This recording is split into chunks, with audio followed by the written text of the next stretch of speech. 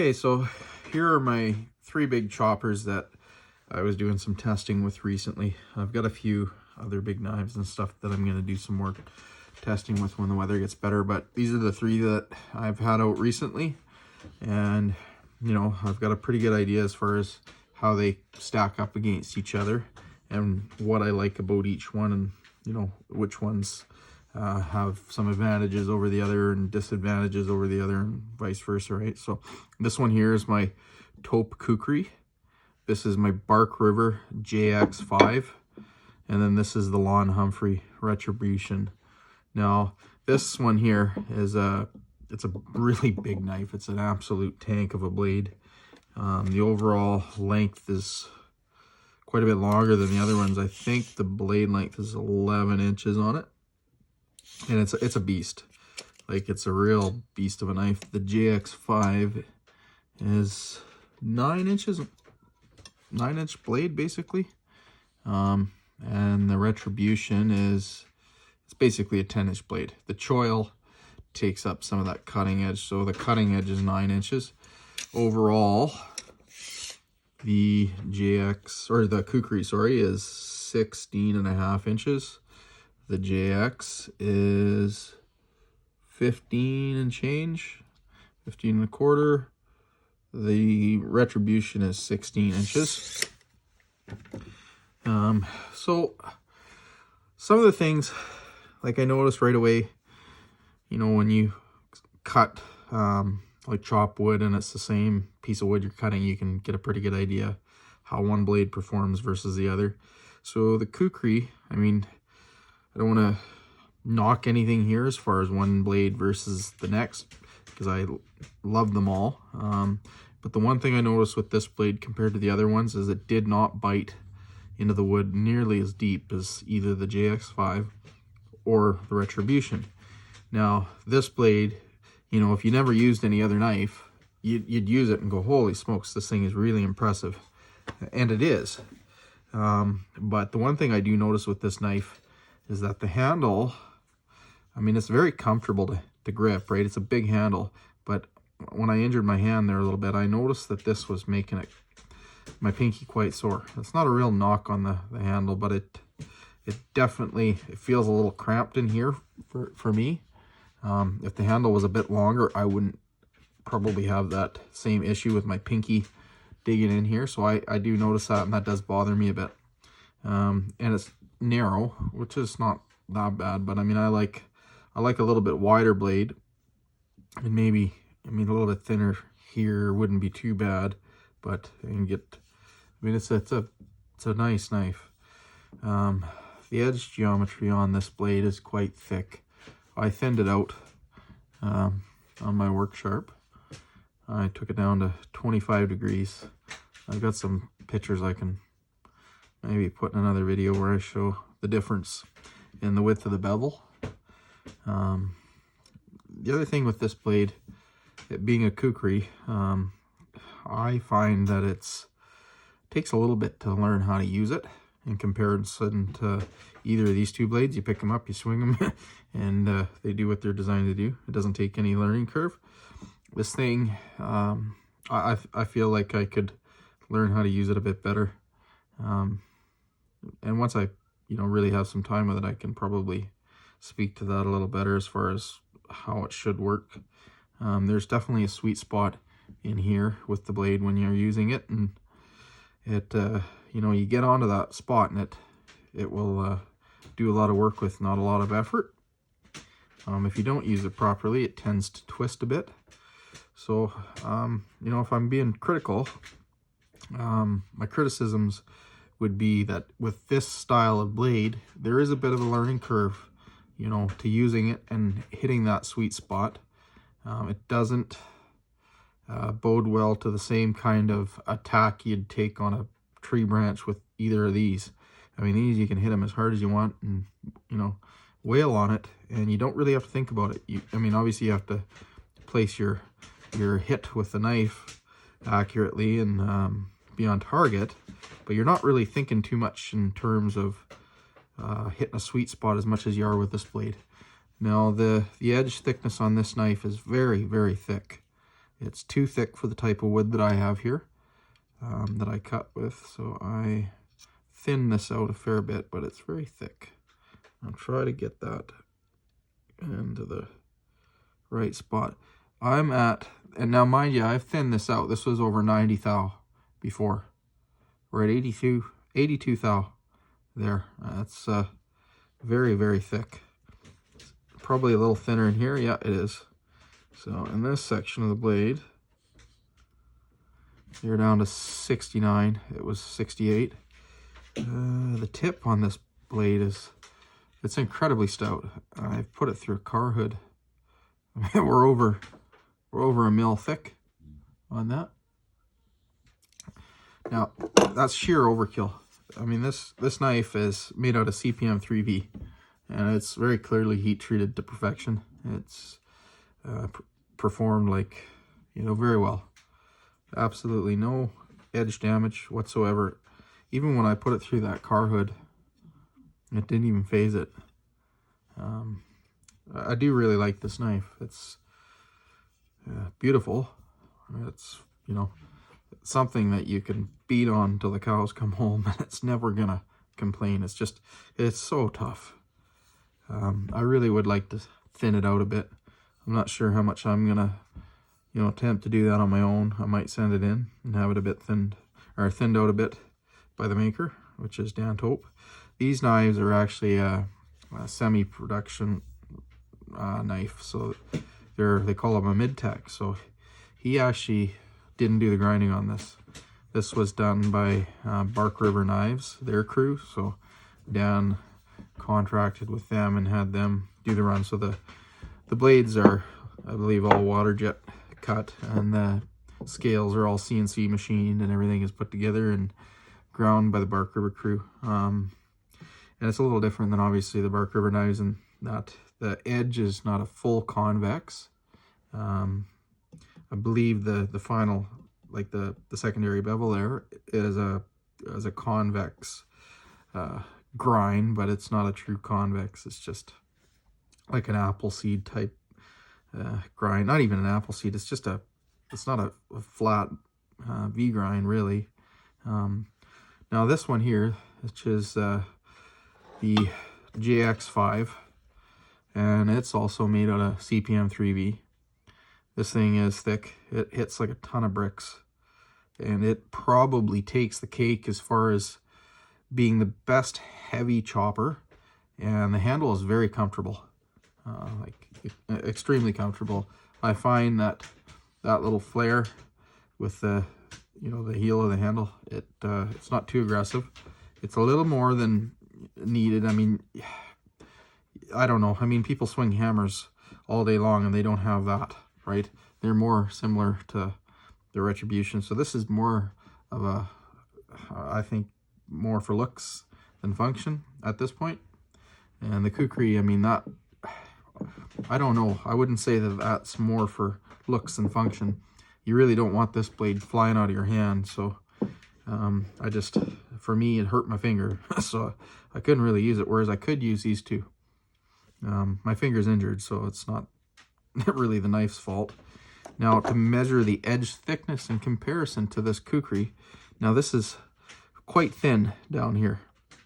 Thinner than the Retribution by far. I was surprised. It's very, very thin.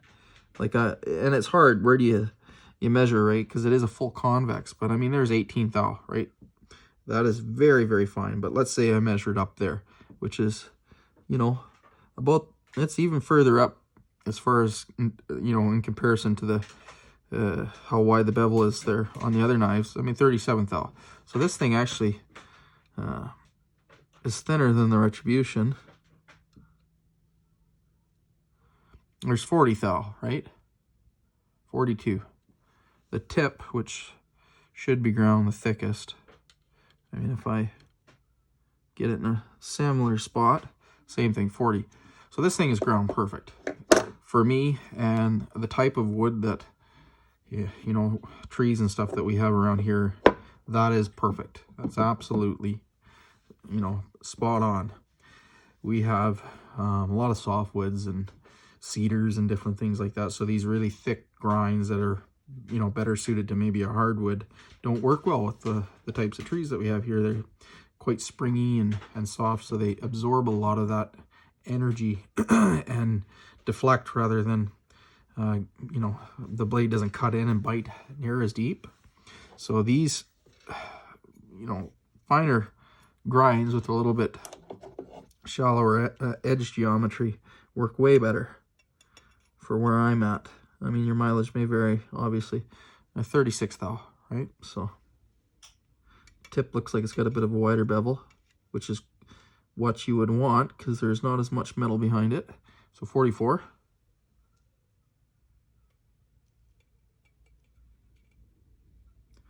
30, right? So you always tend to have a, you know, a thinner edge up here where you'd be doing detail work. So if you're choking up on the blade, you know, that's where you want it to be finer, not out here where you're swinging with the most velocity and potentially, you know, overstriking or, you know, doing something that's going to damage the blade. Now this steel itself is thick. It's over a 1/4 inch, right? So you remember this blade is forged down too. So you're looking at, you know, 275 probably stock thickness before it's been hammered on at all.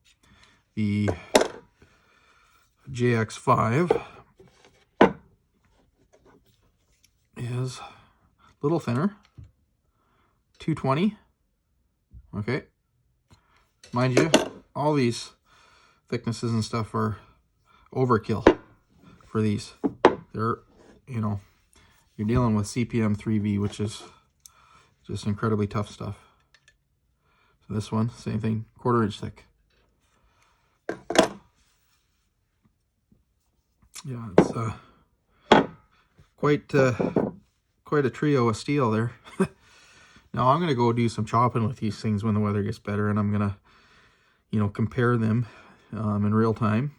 And I'm gonna bring out a couple of other knives. I'll bring out my Bark River competition chopper, which is a collaboration with Donovan Phillips, and that thing is actually, it's a beast. It's a little thick behind the edge for what I have for wood around here. Obviously I thinned it out a little bit myself.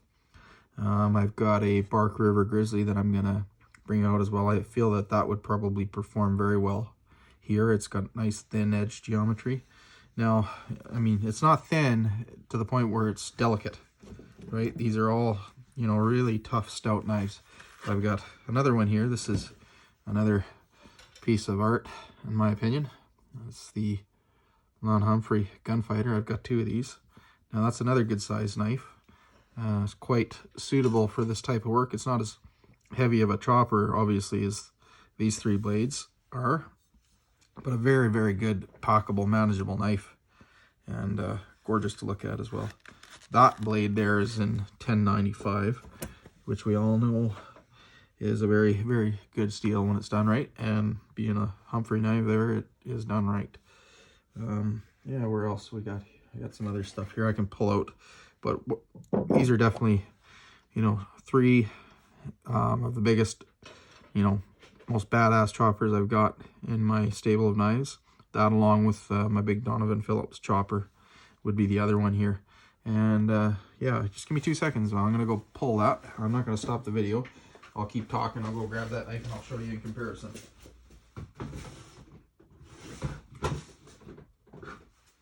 So here is my Donovan Phillips chopper. That's a 10-inch blade, 15-inch overall, to keep within the specs of the knife sports competition. So it's right in line with these other blades. Now this is a piece of steel, I tell you. It's CPM M4. I did thin it out a little bit, not much. I mean, it's wicked sharp. And this thing, I'm telling you, it's probably lighter than, it's lighter than this, maybe lighter than this. I mean, the spine is radiused as well, so that if you do bury it in a piece of wood up to the spine, it's going to come out a little bit better than something with the sharp edges and whatnot. So I will measure this just because I wasn't going to pull it out because I don't have the room on here. So we're looking at quarter inch thick. It's thinned down a little bit there. So 1/4 inch thick. The edge geometry, I have not measured this yet. So this is the very first time I've ever measured this. So I will be interested to see actually how thick it is myself. Because I thought it was fairly thick, but it is not. I did thin it out, so 30 thou right there. The tip, I can get it on there. Be a little thicker. 40 thou. The heel. Let's get that up there. 24. Now that's thinner. I haven't used it since I thinned it out a bit myself, so I can tell you this thing's wicked. Absolutely wicked. I mean, I'll rave about all these knives, I really will, but check out his knives too. Yeah, he's a beast of a man and swings this thing like nobody's business. You see the videos of him chopping through stuff and it's crazy. Like, I mean, it's I love this thing. This is also a pretty special knife in the sense that I don't think there's another one of these out here. This particular handle combination, it's black linen micarta. It's matte finish, but it has red liners. So I pre-ordered it and I got an email back saying, oh no, we don't do that. There's only a couple handle variations. There's natural linen, I believe, or natural canvas micarta, green canvas micarta, black canvas micarta, matte finish. And Mike Stewart messaged me and said, no, I'll make sure you get that. And lo and behold, I got that in black linen, matte finish, red liners. So this is a very special knife for me, and I'll never ever get rid of it. That's for darn sure. So comes with a nice sheath as well. So I'll keep talking before I run out. I'll keep talking until I run out of space on my camera here and the video goes dead. But yeah, so in the future, I'm going to do a back-to-back competition with these knives, that Donovan Phillips competition chopper, my Bark River Grizzly. I might throw a few other ones in there. I may end up throwing my Shining Mountain Bowie, the Bowie here, which is another really big piece of steel, A2, 1/4 inch thick. I've chopped some 2x4s and stuff with this, and I'm telling you, this thing bites deep. Like it's whoa, it's fun. A flipping pirate knife this is. You could you can go down to your local Taco Bell and order some burritos with this. There's a running joke about this being the taco knife. I don't know where it came from. Just kind of a random thing. Yeah, that's a 30 thou. Don't let anybody ever tell you that A2 is not a heck of a good steel as well. It's right up there. It's I mean, spec wise, I think it's better than 52-100. I love it. It's good, really good stuff. A lot of the same things about 52-100 that I really like are the same, but you know, they apply to A2. Really fine grain, really easy to sharpen, takes a wicked edge. A2 has much better corrosion resistance than 52-100. Yeah, I mean, it's not a stainless steel, so they will rust, but it is better than 52-100, so it's not going to rust as quickly. They will all rust, including CPM 3V. Actually, speaking of which, I'm not sure if maybe they have changed their heat treat protocol, because I have noticed that on some of my more recent blades that have come in CPM 3V, that they are taking more of a patina, if you will, than my previous ones. Now, that could just simply be that they were using the same belts that they were using to grind an A2 blade, for instance. I don't know. And that there's some more carbon dust or something on them. But I have noticed that on several of my knives. So if any of you, are familiar with what I've experienced with that, chime in, please. So I'll leave it at that, and yeah, hope for some good weather so I can go out and play with these bad boys. Anyways, if you like the video, thumbs up please, and appreciate the new subscribers, and thanks for watching.